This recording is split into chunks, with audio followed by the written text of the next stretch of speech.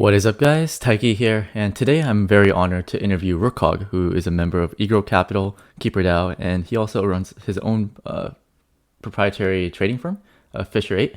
So Yep. I'm very honored to talk to him. So to begin, can you just introduce yourself? Who is Workhog, and when and how did you get into crypto? Sure. Workhog, I'm more commonly known as HedgedHog. The name HedgedHog starts from my early trading days. I was a prop spread trader, which meant we were statistically hedged most of the time without trading. So hedged and then hog, and then Sonic. That was the natural progression. How I got into crypto, I guess mid 2017, my prop firm, we kind of made a small pivot to trading on BitMEX. So my first involvement with crypto was actually, scalping ticks on BitMEX. And then after that, I worked at a crypto exchange in Shenzhen.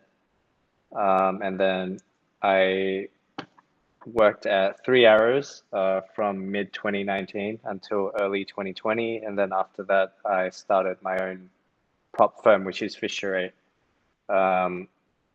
As a prop firm, really, we are profit maximalists.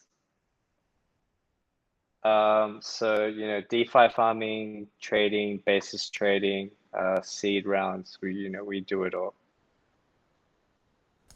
I see, that's really interesting. So, what's the timeline though? Like, when did you first get into crypto? It seems like you've you have experience trading, and you mentioned you even worked at 3AC. So, Yeah, did you start as like yeah. a pure trader, and then over time you just got into Bitcoin, then DeFi, etc.? Yeah, so the timeline really starts in mid 2017. I'll be quite transparent. The spread trades that we were doing at the prop firm were starting to lose their edge. And I was lucky in that the prop firm that I was at, I will name them Star Beta. They are quite innovative. They're willing to look at new markets, willing to do new trades. And crypto was, a market that was very efficient. Very inefficient at the time. And that's how we kind of got onto BitMEX. In crypto, I actually started as a scalper, and then kind of pivoted more to like directional trading, which is what I do more now. Um, Actually, the first mentions of crypto in my life, there are probably like two key moments in my life that I definitely remember. First is when my friend showed me Bitcoin mining on his GPU. This was like early uni. And then the second memory that I clearly remember is a friend shilling me Ethereum at $12. I think this was like late 2016. And I remember, seeing Ethereum then drop to like $7 and going, yeah, I'm so glad that I didn't buy this shit coin. But yeah, those are my earliest memories of crypto in my life. Yeah, I feel like with anyone I talk to, it's like the first time you hear about crypto, it's like we just think it's a scam, right? It's like, what is this magic internet coin? When I first heard about Bitcoin, I play poker, and U.S. poker, online poker in the U.S. is illegal. So the only way American players can deposit into poker sites is through Bitcoin. So I learned about Bitcoin when it was like roughly a few $100s, and I'm like, this seems like really sus. Like it's used for drug money, and Yeah, then obviously yeah, it went to 20K, and I'm like, holy, like, and then it jumped back to 3K. So I'm like, okay, I'm glad I didn't get involved in the scam. yeah, But yeah. then in 2020, I was like, why did the stock market just V bottom, and this like, why is it pumping so hard? And then I just like slowly learn about like money printing and like the ethos of Bitcoin. And like once you get into Bitcoin, I mean, Bitcoin's like the easiest to understand, right? It's like the digital gold. And Yep. at the beginning of the year, I just like started diving into DeFi, and it's this rabbit hole you get into is quite incredible. And I think this space is only going to grow. And it seems like your past is like that as well. And right now you're heavily involved in many different projects like eGirl Capital, KeeperDAO, Fisher 8, and you recently joined Soul Farm, right? As a team member. So like how do you juggle all these roles at once? Because you are human after all. Sure. I mean, so firstly with eGirl Capital, I guess eGirl Capital is kind of like a VC thing, but it's kind of like a VC DAO, but not exactly a DAO. We are essentially 14 angels. A lot of us are like heavy DeFi users, and that's how we kind of came together. The inception of eGirl Capital is quite funny.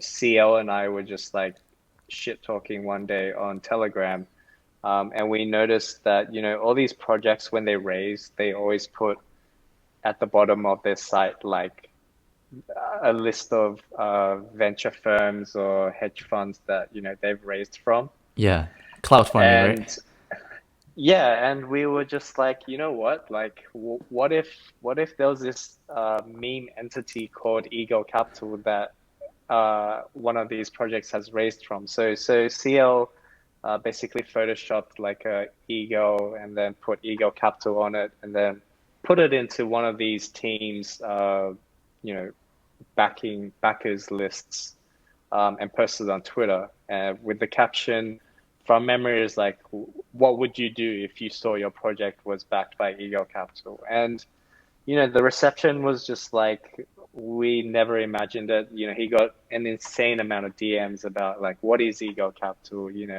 How do I invest in eGirl Capital? What is this project that eGirl Capital has, supposedly backed? So that's how it got started.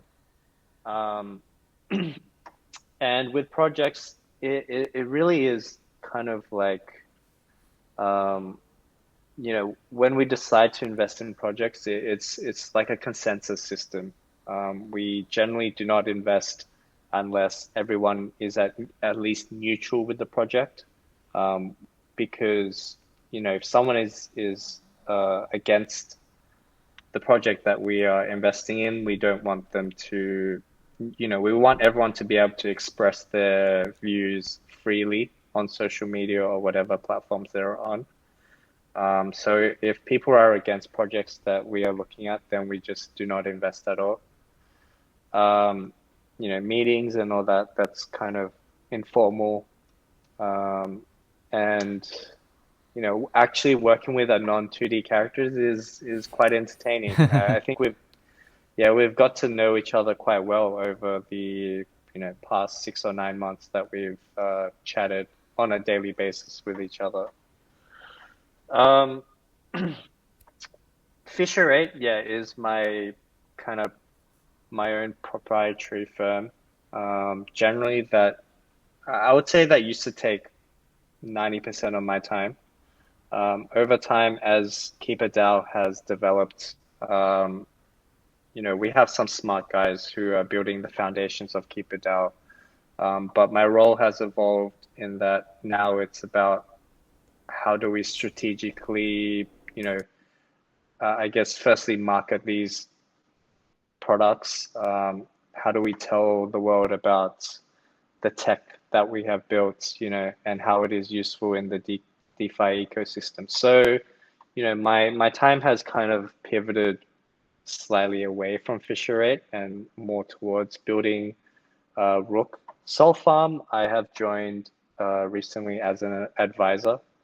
And that is, I guess, again, it kind of harks back to being like an early DeFi farmer and an early DeFi heavy user, and then just kind of sharing my knowledge of that time and trying to help them build, a similar experience on Solana.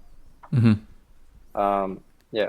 Yeah, that's a really interesting story. And it seems like, when you first got into crypto, you were just like scalping and trading. But over time, as you became a heavier DeFi user, you got to know some people, and like now you got involved in all these projects. Like, did you plan on this happening, or did it just like happen naturally as you got deeper into the rabbit hole like of crypto? No, definitely not. I mean, when I first got into crypto, it was purely as a trader. Like, I really didn't care about any of the altcoins at all. My main focus was Bitcoin and Ethereum. They were the most liquid pairs, the pairs that I could trade. quite easily.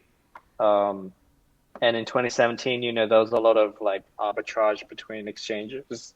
Hmm. Um, my most favorite arbitrage was actually there are two Australian exchanges. One is called, I think, ACX.io, and the other one is called BTC Markets. And ACX would just consistently be like 10% premium Hmm. um, over BTC Markets. So, I would like literally just buy Bitcoin on BTC Markets and then send it to ACX and then sell it. Yeah. Like this was my introduction to crypto, but I think naturally as people participate in the space, they get to understand that, this is not just about making money. This is really about, you do have the opportunity to contribute to the future of finance and the future of how the world would look, um, monetary wise. Um, yeah. Yeah, and it's really cool because if you think about Bitcoin and how it became like $1 trillion asset, it's just like the community memed the currency into existence, right?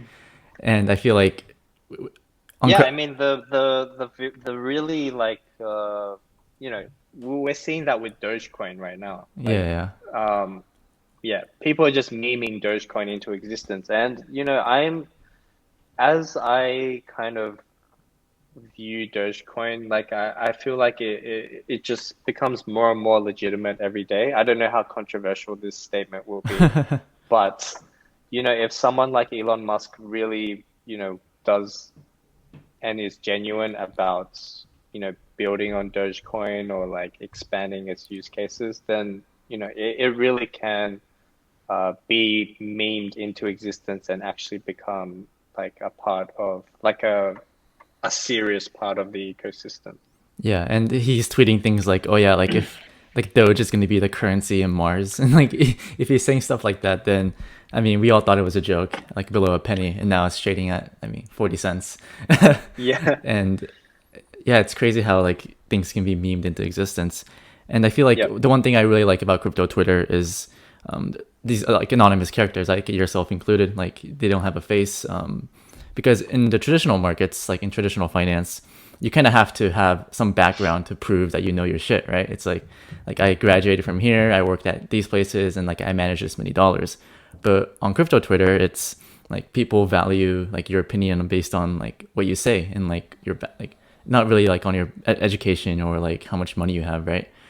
So like how does it feel to be an anonymous character? Like do you feel do you feel like you can say more things because you're not, I guess your like your name and face isn't tied to what Hedgehog says?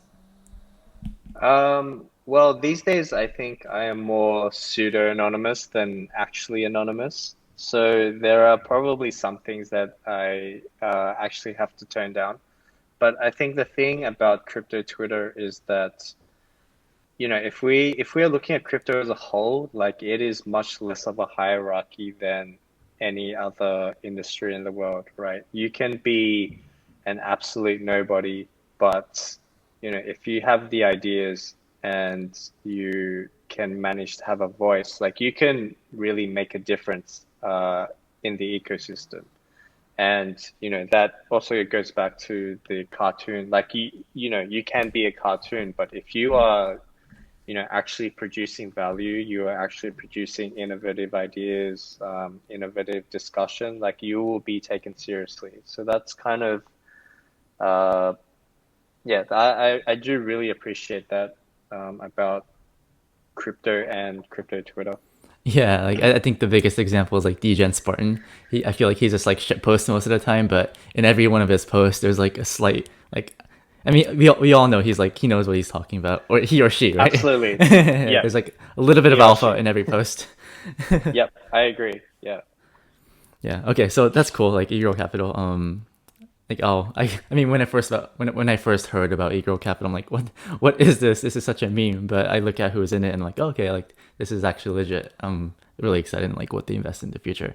Okay, so pivoting topics here. Let's talk about KeeperDAO. You mentioned you're taking on a larger role. So can you just go over like what is your role right now at KeeperDAO? Um, so I think initially within KeeperDAO, I was known as the head janitor. So, taking care of the Discord, Twitter, our communication. It's kind of pivoted more towards strategy. So I think last month was a really big transition in that we finally onboarded our community to help us build KeeperDAO.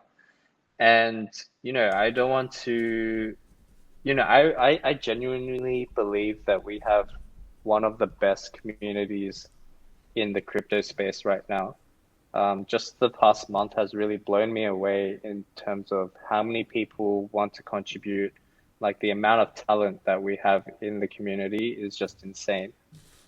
So my role really now is like firstly strategy, but also helping coordinate between the core KeeperDAO team and our community contributors to make sure we are all on the same page or, working towards the same goal. Hiring Hazard and Lapras has been, a godsend, Yeah, they've been and great. kind of, yeah, bridging that gap. And, we have front end guys, we have back end guys, we have, UI guys, we have branding guys, we have people working on the Git books, and the metrics. So, that kind of whole coordination, is really what my role is right now. I see. Yeah, and even I mean, obviously, I'm part of the community as well, and in the Yep. individual contributor, I guess, channel, everyone's like posting bios about themselves, and it's like, oh wow, like these people are so legit.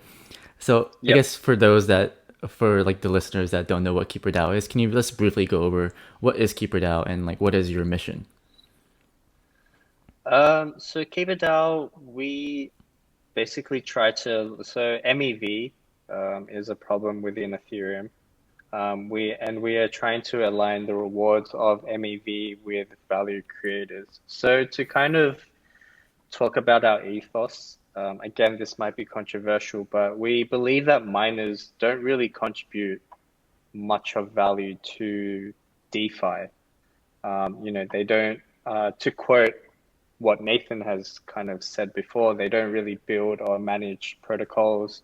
They don't submit MEV creating transactions, and they don't do like the creative engineering of finding MEV. They're essentially like a fourth party interjecting themselves in a system of value. And this value is created by three other parties: users, protocol builders, and searchers. Searchers or, keepers, right? The role of miners really should be to just secure the network. And we believe like their involvement in MEV is purely an accident, which was not thought of during the design of Ethereum consensus. Um, in saying that, a lot of the questions that we get about KeeperDAO are like, well, what are our competitors? How does our approach to MEV differ from other projects? KeeperDAO is really about hiding MEV. So when like a user submits a limit order through the hiding game, like only whitelisted keepers can help execute that trade. And with the coordination game that is coming up, we are looking to onboard some of uh, the best searchers or keepers in the Ethereum ecosystem to coordinate together to help, execute these limit orders or, process liquidations on various protocols, right? Um, and, on the topic of flashbots, we do think that we are on opposite spectrums of addressing the MEV problem. Flashbots itself is really needed to ensure that like Ethereum itself is not essentially destroyed by miner on miner MEV hunting, because MEV actually allows miners to attack each other with like reorganization, um, and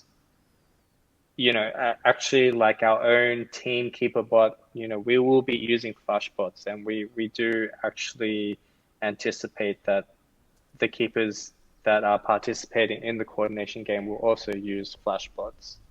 So, yeah, I mean, the problem of MEV on Ethereum is big, but there are multiple ways to address this issue, and it is not a one solution will fixed MEV kind of situation. Yeah, I definitely agree with that, and I think MEV as a topic is very confusing, especially if you're not a not like a DeFi native. Especially like when I first heard about MEV, I was just what is this thing? But obviously, as you get deeper and deeper into it, it's like, oh, like these priority gas auctions, it's spitting up gas, and it's part of the reason Ethereum is like pricing retail out with these like priority gas auctions. Hmm. So with that being said, like given where you guys are right now, like what are your what's the team's key priorities and where's most of your time going right now? So I mean, the core team, it's still about building the foundations. So the hiding game has two components: the DEX side and the liquidation side. The DEX side, the foundations are there. We are working on optimizations on that side. The liquidation side, as you know, like K compound has been delayed. But we're still working on getting that out this month, and then following it up with like KRV or K cream. Basically, any kind of protocol that um, has like liquidation events is something that KeeperDAO can be a part of in assisting with those liquidations. The most important part I guess the most important thing that the team is then working on is the coordination game. And we think after the coordination game goes live and is working smoothly, that is the foundation of what KeeperDAO is being built out. And the kind of priority right now, especially with this month, I feel like is kind of rebranding and re-educating the wider community about what KeeperDAO actually is. So um, with that, it's kind of we're kind of rebranding things. So we want KeeperDAO to be known as the DAO plus a base layer coordination protocol, and together with the community, we I don't know if this is an alpha leak or if I've mentioned this before, but we're going to be rebranding the trading side, the user interface side to K.Finance being our product. And the community contributors are really helping with, as I mentioned before, the UI, UX, the backend governance, and branding for all of this. So I think, June will be a really big transitional month where what KeeperDAO does will be less of a mystery to the greater community. We hope to explain things better and make things more accessible for users, and that's I think where we want to see growth come from. More people using the hiding game, and then people using K compound and the liquidation side of the hiding game. Yeah, I mean, thanks for the alpha leak. That's the first time I've heard about it, and Oh, that okay. seems really interesting. And yeah, like I feel like in terms of like metrics, I think I saw the tweets where I think in the past few days, like $13 million of orders went through the hiding game, like the limit orders, which is like obviously good to see. But in terms of other metrics, do you guys like watch other like what are like the top, let's say, two or three metrics that your team looks at to monitor success? I like right now, really our most functioning product is the DEX side of the hiding game. So we are really just monitoring, how many users, how many limit orders are being placed, how many limit orders are being filled on a daily basis, and the size of the trades that are executed. So, that $12 million figure, um, the last week of May, volume really picked up, and that is a combination, I guess, of volatility in the market that we saw during that period, but also, just more and more users are becoming aware of the hiding game and being able to place limit orders and have them executed in this way. Um, Based on these metrics, one of our goals is really to increase the usage of the deck side of the hiding game by a substantial amount. Like we're talking multiples. We really think this is an underrated and relatively unknown product in the space, and we want to change that perception Yeah, of the hiding game. I've definitely seen like user, I guess, awareness and adoption grow. I saw like Tetranode was catching the knife, oh, like in like mid to Yeah, late May, yeah. like using KeeperDAO limit orders. So this is the final question I'll ask about KeeperDAO. But obviously, we have been in a bull market, and like my question is like, how difficult is it to build like these complicated products during a bull market? Because I mean, if you're, I mean, I'm in the Discord, and I feel like 90% of people in there like only care about price. So when price goes up, everyone's like, oh yeah, I love Rook. And then when price goes down, it's like, oh, like what the fuck are you guys doing? Like, come on, guys. Yeah. So like, how difficult is it to build during a bull market compared to let's say a bear market? I think I think I'm one of probably the few core team members who are actually actively monitoring our Discord. I think most of the core team are relatively unaffected by this Hmm. because, they do know that price is going up and down, but as devs, there's only so much you can do, right? We are operating at what we believe to be prioritizing the right things, um, we can't dev 24 hours a day, 7 days a week kind Hmm. of thing, right? So how difficult is it to build? I think it just like increases the intensity slightly. So I think one thing that it has kind of impacted is, especially with the roadmap, like I've done a bunch of work to make sure that we at least have incremental, updates for the community, like incremental progress throughout the month of June. And kind of lining things up and making sure that, people, the community is seeing progress, even on a week by week basis. Um, I think the difference in the bear market is that, maybe we would not prioritize that exactly. Like we might just build and say, oh, at the end of the month, we're going to release this. Whereas in a bull market, it's kind of like, well, this week we need to show them that, we've improved this, we've optimized this, or in week two, we need to show them this kind of incremental progress. So that's probably kind of the difference. How much does it distract from our longer term goals? I would say zero. Our goals, we have strategized about these long-term goals, months, in advance, right? And those aren't going to be changed just because of price, like just Hmm. because, community wants to see price up there. So yeah. Yeah, that's definitely good to hear. Yeah, I feel like there are some teams that like I feel like some projects like they care a lot about the price, so like I guess they have like they pay people to like promote it, or they just like their Right. Twitter game is like crazy. Like there's like posting every day, and there's Sure. projects Yeah. like I you. mean, like, yeah, don't get me wrong. Like, obviously the team, is looking at the price, but when we are making our decisions, like price is not a factor at all. Um, yeah. I see, sounds good. So okay, so I guess I'll like to pivot like this interview to like getting to know you a little bit more, because for me like I'm a relatively a newer participant in the crypto space, so hopefully I can get some alpha leaks from an OG. But first, like Okay. yeah, what is your most proud achievement in crypto? Proud achievement. I think, when you start as a trader, you always have like these goals. Monetary. I think monetary, like I've just smashed whatever goals I've set myself, 5 years ago. But I think my biggest achievement, I'm very proud of the fact that I am currently like running my own essentially business. That was never something that I thought I would do.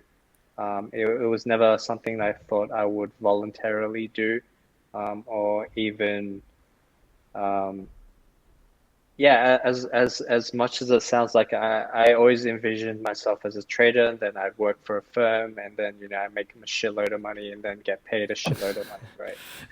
Um, and yeah, I think Fisher 8 for me, like it, all the risk is on me. So kind of like having that responsibility, and then like juggling that responsibility with making money, or contributing to the crypto ecosystem. Yeah, that is probably what I'm most proud of. And yeah, that's it's great to hear. So to follow up on that, like what is your biggest regret um, ever since you've been involved? Biggest regret. I mean, shout out to Alpha Zero X for shilling me SNX at like whatever price it was, not buying that. Like a few Um, pennies, you right? know, Yeah, a few pennies, yeah. I remember there was an OTC block and I just did not take it. Biggest regrets. I mean, uh, I really don't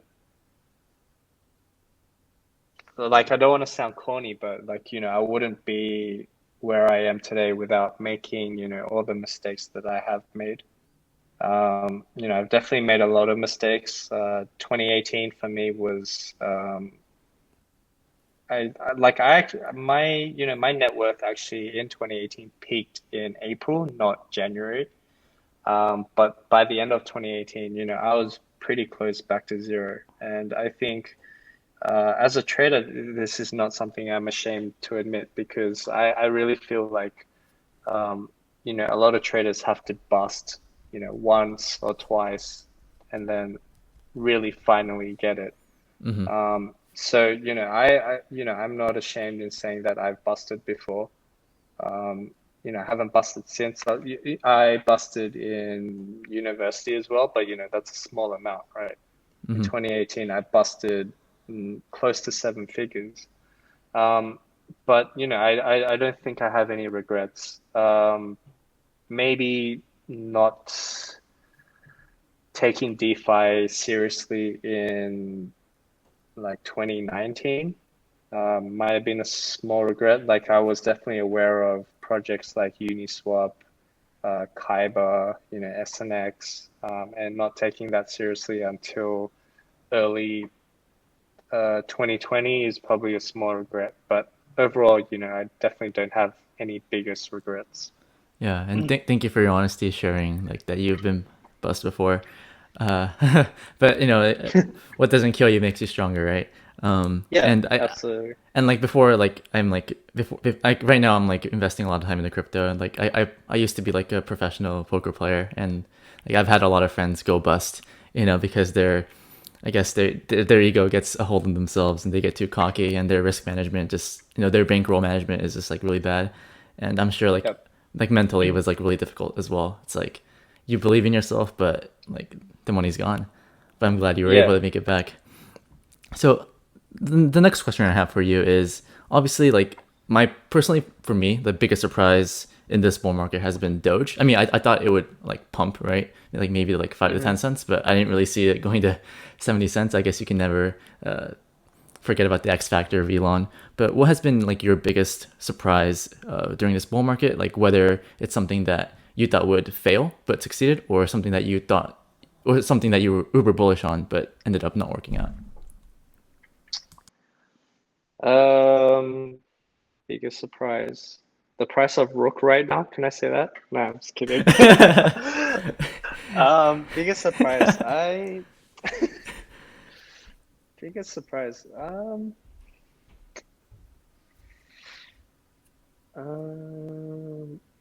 I think the biggest surprise for me would have been Binance Smart Chain. That is something I definitely didn't. That is something that definitely caught me off guard. Um, Hmm. in hindsight, it's obvious. Yeah. CZ made the experience just so easy for normies to kind of onboard onto his chain. So the surprise for me was definitely the growth of Binance Smart Chain. It is one of those things that even with the growth, like, I've just been super bearish. not shorting BNB or anything, but just like participating in the BSC network as minimally as possible. Um, and I missed out on PancakeSwap and all those other projects which mooned massively, right? Hmm. And um, but the upside is that it got a lot of new people into crypto. And I personally just like talking to normies, they would ask me like, hey, so and so like this project on Binance, like, oh, do you have any Pancake Swap or Yeah. Bunny token? I'm really not familiar with BSC as you can tell, but for me, yeah, that was the biggest surprise. But also right now, like the kind of, if you can call this a downfall of BSC, this is definitely not a surprise to me. I feel like uh, I feel like the developers on BSC would never have the same caliber as the developers on Ethereum, because the best developers are in this for the long run. They are in this for decentralization, building decentralized protocols for the future of finance. Um, and a lot of the projects on Binance Smart Chain were just like copies of code from Yeah. projects on Just forks. Ethereum, right? Exactly. And right now we are seeing, the kind of negative side effects of that, where, you know, people are just straight copying and then not realizing the implications of this code and the interactions between the code. Yeah, I Yeah. definitely agree with you. Like I was caught off guard with BSC. Like I'm part of like poker Discord, and like these guys were like going in when like Pancake Swap was like I don't even know, like $1, and I Yeah, just like I exactly. was Yeah. like, you know what, like it's not gonna work. Obviously, in Yeah. hindsight, it makes sense, and that's like one of the reasons I kind of aped into the Polygon and Matic ecosystem. It's like okay, like VSC did this. Like Matic isn't a perfect solution, but I mean it works, and it's introducing DeFi to a whole like a slot of users. Like for me, Yep. like I became more bullish DeFi after using like Aave and Curve and Sushi on the Matic ecosystem. So Hmm. I feel like it's like we all make mistakes, right? But it's best to learn from it, and like because I was Yep. able to profit handsomely profit, I guess, off of the Matic ecosystem. And speaking of which, you mentioned like the biggest surprise, jokingly, is the price of Rook. So obviously, I mean, you're a part of Rook, so obviously, like naturally, you're bullish. But for other coins that you're bullish on, like how do you build conviction for other projects when the price action is just saying otherwise, right? So like other than Rook, on Twitter you mentioned bullishness for Sushi, Curve, and DXD. Curve like today Curve is pumping, I think, because of convex finance, but I think Sushi Hmm. is like a crypto Twitter favorite. Like I feel like everyone on crypto Twitter loves Sushi, but Yep. is like sort of bearish uni. But like the Sushi price action like isn't like what it doesn't follow all the hype, right? So how do you build conviction for these projects when the price is like going the other way? So I mean, I'm primarily a technical trader. But I recently tweeted what my portfolio kind of looks like throughout different cycles of the market. Like there is a passive kind of stablecoin farming or delta neutral kind of basis trading portion of Fisher 8. There is also the, directional portion of Fisher 8. And then there is also the kind of basically the boom or bust portion of fishery. So I feel like you just have to size correctly. With stuff like sushi, like I have tweeted like sushi ETH charts, all throughout May. And that was a trade that actually paid off. But once I exited the ETH leg, the sushi trade just becomes it just becomes like a long-term investment because I definitely believe sushi based on the fundamentals is uh, extremely undervalued. Mm-hmm. And I also tweeted that I feel like like you said, everyone on crypto Twitter loves sushi. So it almost feels like everyone on crypto Twitter has bought sushi. Mm-hmm. And there is potentially an issue where the sushi price does not line up with the fundamentals just because there's not enough money in the ecosystem. Mm-hmm. We have to remember that crypto is still one inefficient, but two relatively unallocated, relative to the greater economy, and it will take more money to come into the ecosystem for certain projects to actually trade at their fundamental value. Mm-hmm. So there, yeah, I mean, I can say like sushi can like as an example, sushi should be worth $30 right now. But if there's not enough money to buy it up to $30, then it will never trade at $30. And that's what I feel like people need to remember.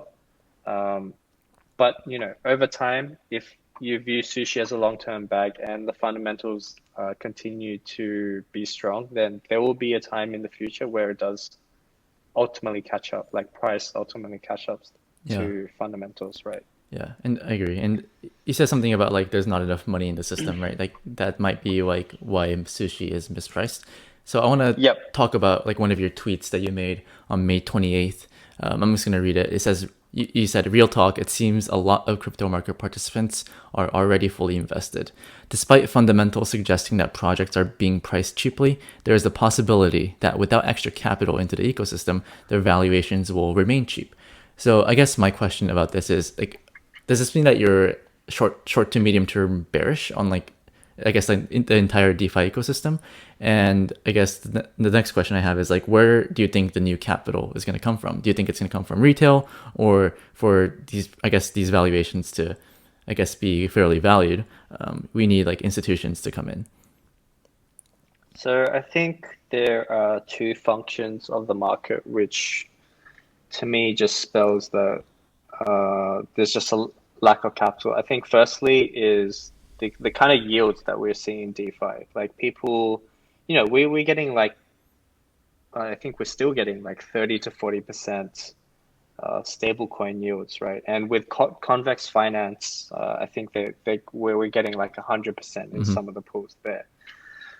Clearly, there is still not enough capital in the market because these rates, while they may sound unsustainable, they exist as a function of one being not enough money in the ecosystem, and then two, just the crypto market still being inefficient, right?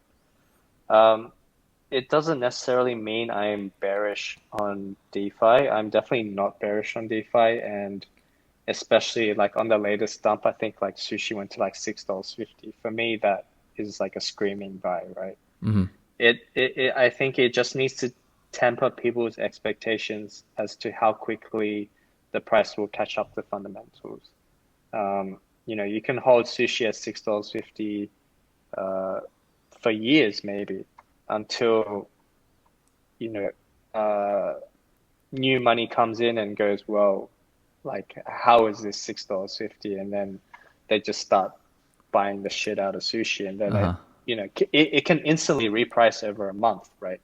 Yeah. It doesn't have to slowly reprice. It can really just be like one big entity coming in and going, well, sushi is like super mispriced, or Rook is super mispriced, and just like they just buy it up to fair value. That can easily happen, and uh, it might have happened with ETH in early May when we just saw it go from 2.5K Yeah. to like Crazy. 4.5K in 2 weeks, right? That kind of buying activity is insane, but crypto is still relatively illiquid. That if you do want to build a big position, like it only takes, that much buying over, 1 or 2 weeks, and a massively capitalized asset like Ethereum just doubles in value over a fortnight. Mm-hmm. Yeah, and like these repricing events are like absolutely insane. Like I've even like, I mean, some. Matic was one, Oh a yeah. recent one as well. Yeah, that Yeah, got yeah. repriced really quickly. Yeah, and it's not even like a small cap, it's like a top 15 asset that just like went up from like 30 cents to like they like 10x in like a span of a month. Yeah, exactly. Yeah. Yeah. I mean, I was bullish Matic. I was like farming it, obviously, but I did not expect this to happen. And I guess to touch on the yield aspect, it's like, yeah, I feel like these rates on like even stable coins, right? It's like so high, and you would think that I guess like more money would flow in, but I guess it's if you think about it, it is sustainable. I guess for now because there's like not that much fresh capital coming in. Like it just means that we're still really early into DeFi, and Yep. I guess let's take advantage of these farms while they exist. And I guess for newer participants, like for example, we like I think both Hedgehog and I are like bullish sushi, and like there you can like literally farm sushi like using dollars, right? Like I have videos on this, but you can provide liquidity for like just dollar pairs like USDT and DAI, and just like farm sushi for essentially free. Yep. So there are ways to accumulate these tokens with like dollars, which I think is like one of the craziest things about DeFi. Absolutely. Yeah, Yep. yeah. So I guess we'll almost wrap up the podcast here, but I have a few more questions. So, like, I think in the past few months, there's been a lot of newer participants into crypto and like I guess DeFi. So, like, what mistakes do you see these like newer these newbies make, and like, do you have any advice for them? I think the number one mistake I see newbies make is just buying projects first and then figuring out the fundamentals later. Yeah. The key, if you have no conviction on for holding a project, then you will most likely weak hand it, and um, in unfortunate circumstances, you might weak hand what is a fundamentally strong project. Um, so that's kind of on the investing side. Um, and for the trading side, I feel like my my advice to aspiring traders is to kind of I'm very against scalping. Like I really think scalping is one of the lowest edge activities that you can do in terms of trading. And like we are seeing this like on an extreme level, we are seeing this with high frequency trading um, in traditional markets, right? These guys are literally fighting each other over, I don't even know what the terms are now, like nanoseconds or like milli nanoseconds, you know. So that's not really a game that has long term like a long term future. Like and yeah, I think with newbie traders, like I think it's best to focus on like longer term Hmm. um, longer term trading.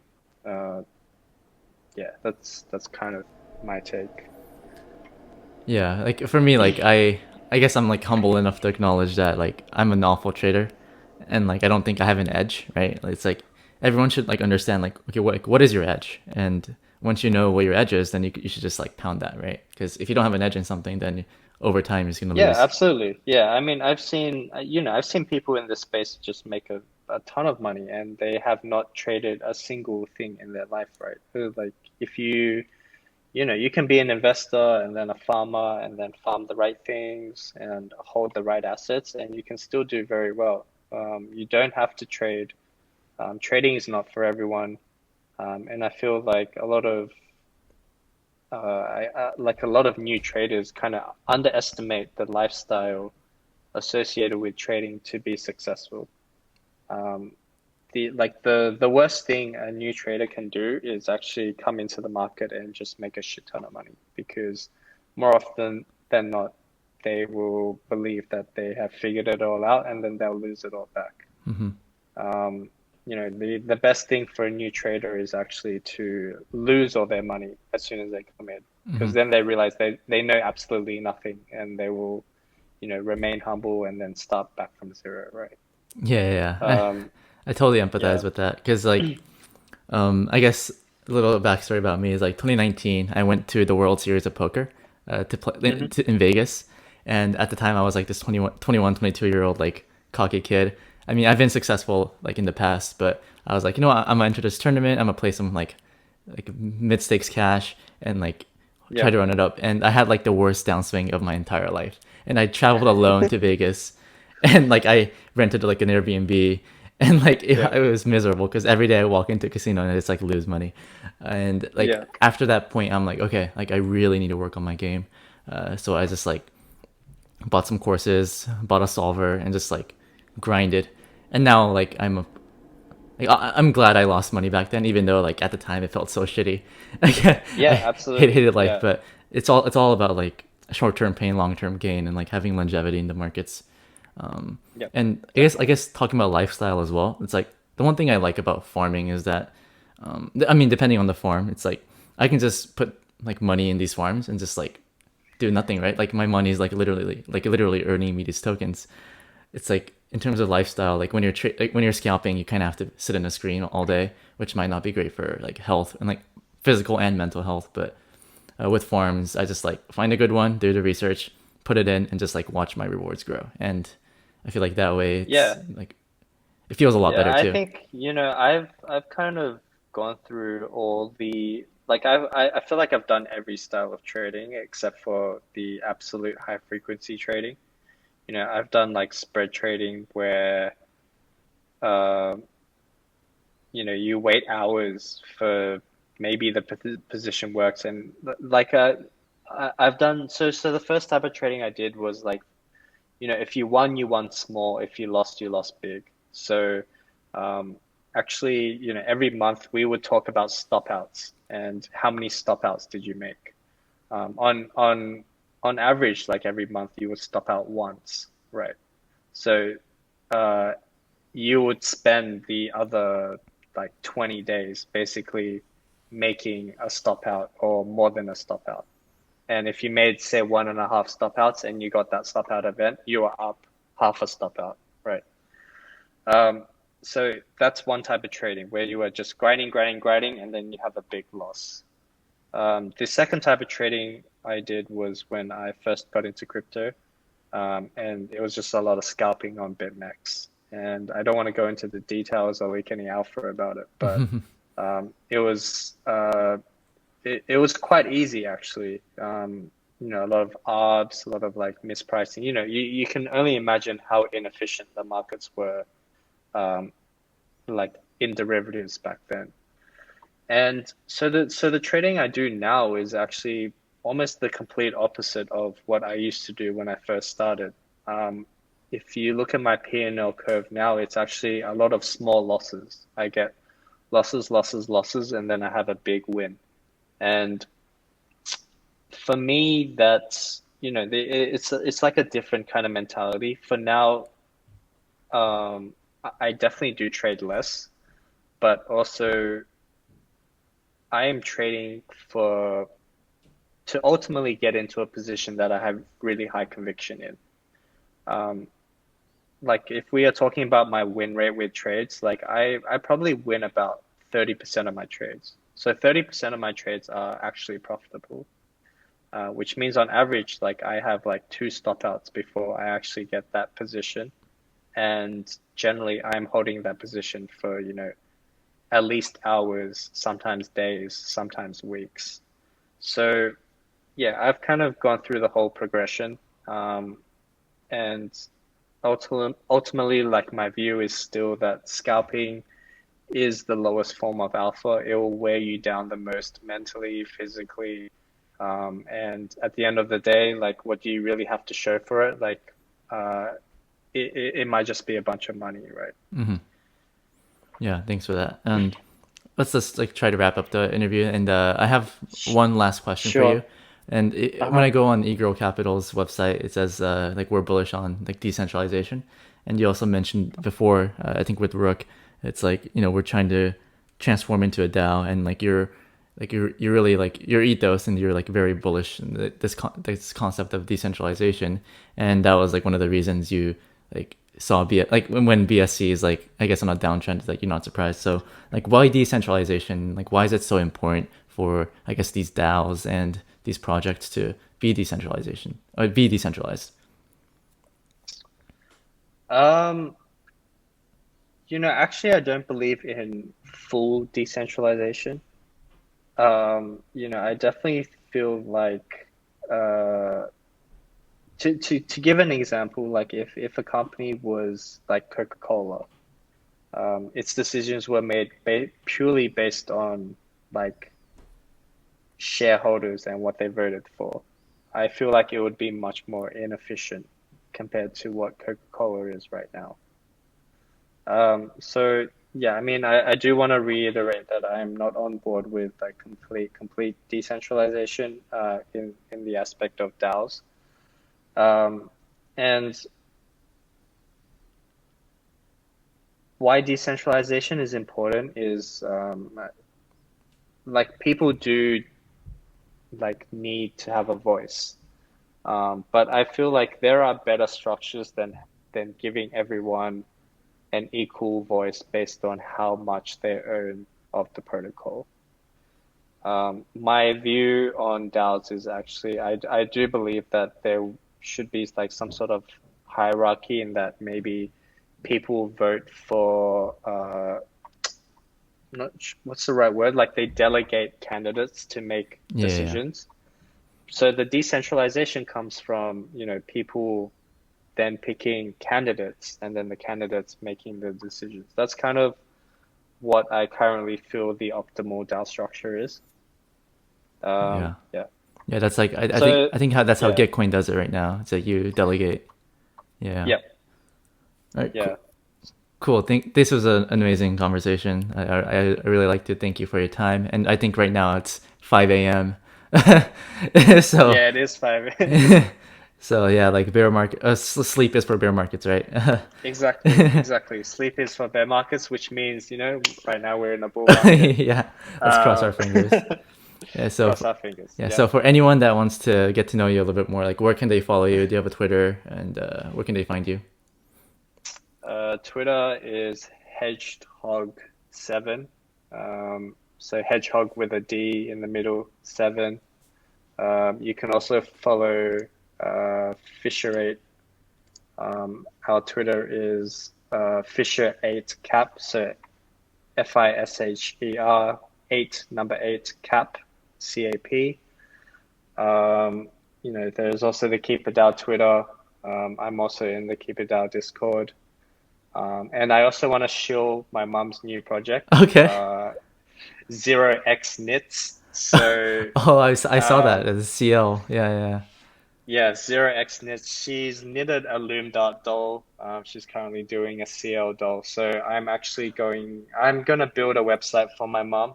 And I'm going to have these things on a bonding curve, much like uni socks. Oh And wow. we'll see how that goes. I'm trying to integrate my mom into the crypto ecosystem. It's like an eGirl Capital merch kind of.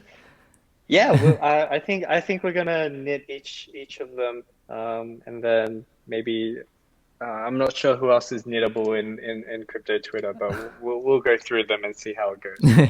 Yeah, awesome. Yeah. All right. Thank you for your time. I hope we can talk another day. Maybe when the Yeah, markets are thank more you. bullish. Yeah, yeah. I'll see you in the Keep It Out Discord. Yeah. Yeah. And thank you guys for watching. And yeah, have a nice day. Cool. Thanks, guys.